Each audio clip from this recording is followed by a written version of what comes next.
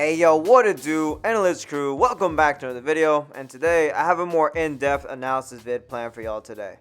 Following Juice WRLD's passing that tragically occurred 3 years ago today, he still left an impact on not only pop culture, but on the world as well. And this reminded me of when the world lost the king of pop, Michael Jackson. So today, I bring you 3 reasons why Juice WRLD could have been the next Michael Jackson if given more time. And before we proceed forward, I want to give a quick disclaimer.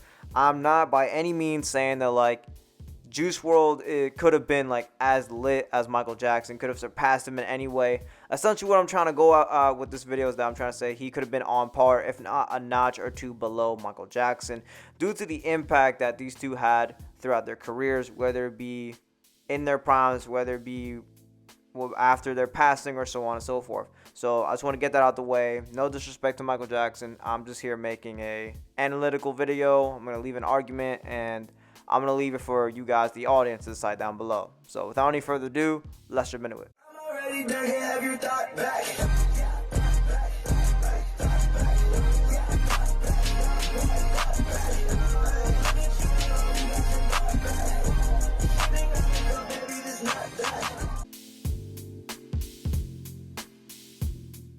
Alright, let's start with what both individuals accomplished at the peak of their careers. Michael Jackson took the world by storm in the early 80s with his hit single Billie Jean. Meanwhile, 30 years later, Juice WRLD surprised the world in 2018 with his smash single Lucid Dreams. While Michael Jackson peaked at #1 on the Billboard Hot 100 for 7 weeks, Juice WRLD was able to stay on the Billboard Hot 100 for a longer duration of time.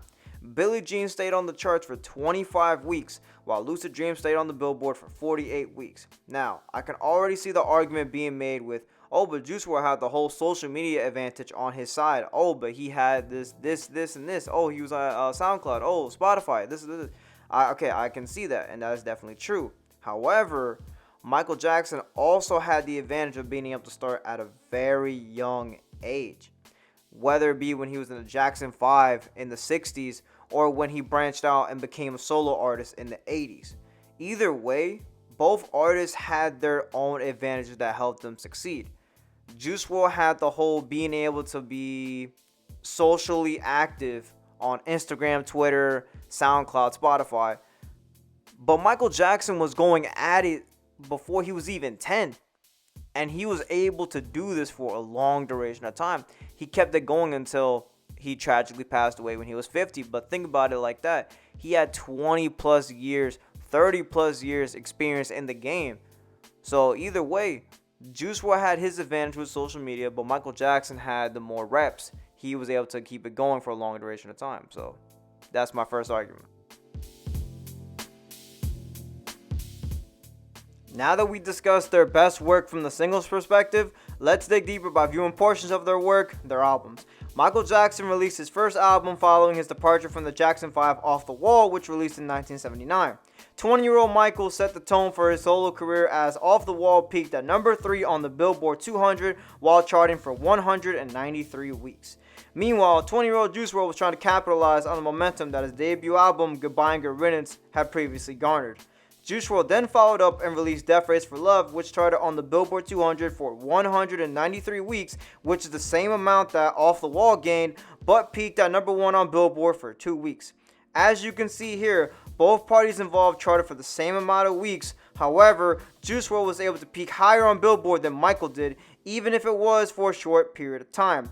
This shows that Juice WRLD was theoretically dipping his toe in the pool of popularity early on in his career. In conclusion, we're going to wrap this video up with one record that these two artists share a similarity with. Juice and Michael had numerous tracks from albums hit the Billboard Hot 100.